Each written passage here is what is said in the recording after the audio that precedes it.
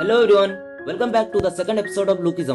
हमने first episode में देखा था कि पार्क ह्यूक-सुक को एक नई खूबसूरत बॉडी मिल चुकी थी, लेकिन अभी भी उसकी मेंटालिटी पहले जैसी ही है। जब वो क्लास में अपना नाम बोल के खुद को इंट्रोड्यूस करता है तो उसकी आवाज सुनकर सब लोग मदहोश हो जाते हैं और उसे देखते रह जाते हैं। लेकिन अंदर से पार्क बहुत कमजोर होता है। वो डर रहा होता है कि सभी लोग उसे क्यों देख रहे हैं। अब जब वो अपने बेंच पे जाके बैठता है तो उसके बगल में वही लड़का होता है जिसने उसे कुछ दिन पहले बहुत बुरी तरीके से मारा था। पर वो लड़का पार्क ह्यूक-सुक को पहचान नहीं पाता क्योंकि अब वो एक नए शरीर में है, बल्कि वो तो उससे दोस्ती करने की कोशिश करता है।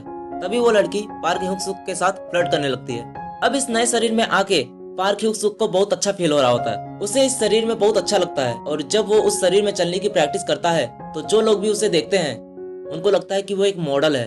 वो इस शरीर में बहुत तेजी से दौड़ता है क्योंकि उसे बहुत हल्का फील हो रहा था और अब इतना ज्यादा दौड़ने की वजह से उसका शरीर थकावट महसूस कर रहा था और वो क्लास में ही सो जाता है। क्लास में सोते ही वो यहाँ मोटे शरीर में उड़ जाता है, यानी अब उसका शरीर स्कूल में है लेकिन ये यहाँ घर पर है। और अब वो बार बार सोने की कोशिश करता है क्योंकि अगर वो सो गया तो वो स्कूल में वापस से उड़ जाएगा। मगर इस मोटे शरीर में काफी लंबे समय से सोने की वजह से उसे नींद नहीं आ रही थी। तभी स्कूल की वो लड़की उसे स्कूल में जगाती है और वो स्कूल में उड़ जाता है। यानी अगर कोई जबरदस्ती एक शरीर को उठाए तो दूसरा शरीर अपने आप सो जाएगा। पार्क ह्यूक-सुक उसे थैंक्स बोलता है और अब वो एक शॉप पर पार्ट टाइम जॉब के लिए जाता है। शॉपकीपर उसे देखकर खुश हो जाता है कि अगर उसके दुकान में कोई मॉडल काम करेगा तो उसकी दुकान बहुत बढ़िया चलेगी। पर वो बोलता है कि जॉब मुझे नहीं, मेरे दोस्त को चाहिए, यानी मोटे शरीर को। किसी तरह करके अब उसके मोटे शरीर को भी जॉब मिल गई है और ये जॉब नाइट शिफ्ट का होता है क्योंकि रात में जब नया शरीर आराम करेगा तब ये मोटा शरीर जॉब करेगा। इससे कम से कम उनका खर्चा तो निकल जाएगा और डबल बॉडी यानी डबल खर्चा।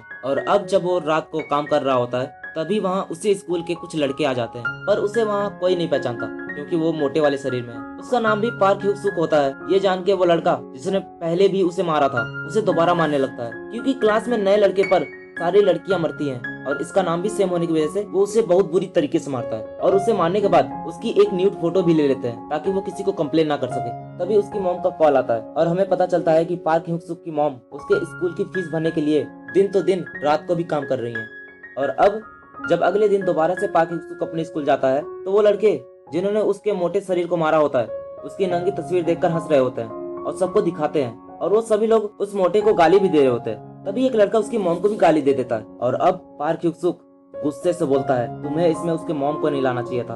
वो लड़का उठ के उसे मारने वाला होता है कि वहाँ का एक पीले बाल वाला लड़का उसका हाथ पकड़कर रोक लेता है। वो लड़का एक बॉक्सर होता है और अपना हाथ छुड़ाकर वो पार्क ह्यूक-सुक के तरफ तेजी से मुक्का मारता है। सभी लोग कहते हैं कि उस लड़के का पंच आज तक किसी ने नहीं देख पाया है, लेकिन पार्क ह्यूक-सुक मोटे शरीर में इतना मार खाया है कि उसकी तरफ आती हुई हर पंच उसे दिखती है। बस पहले उसकी बॉडी मोटी थी, रिएक्ट नहीं कर पाती थी, लेकिन अब उसकी बॉडी रिएक्ट करेगी और वो उसके पंच से बच जाता है। वहाँ के सब लोग बोलते हैं कि आज तक उसके पंच से कोई नहीं बच पाया, लेकिन ये कैसे बच गया। उसके बाद वो ऐसे कई सारे पंचों से बचता है। फिर वो एक तेजी से आ रही पंच को तेजी से ब्लॉक करता है। इससे वो बॉक्सर भी डर जाता है कि जरूर इसमें कुछ तो बात है। जब उस पर दोबारा अटैक करता है तो पार्क ह्यूक-सुक उसके पेट में एक जोरदार पंच मारता है जिससे वो उठ नहीं पाता और पार्क ह्यूक-सुक जीत जाता है। पूरे स्कूल में ये बात फैलने लगती है कि फैशन मेजर डिपार्टमेंट का एक लड़का उस बॉक्सर को हरा दिया है और हर डिपार्टमेंट में कुछ गैंग्स होती है। ये बात हर जगह फैल जाती है और अब आगे की स्टोरी हम तीसरे एपिसोड में देखेंगे। तो प्लीज वीडियो पसंद आई हो तो लाइक कर दीजिए और चैनल को सब्सक्राइब कर दीजिए। Thank you.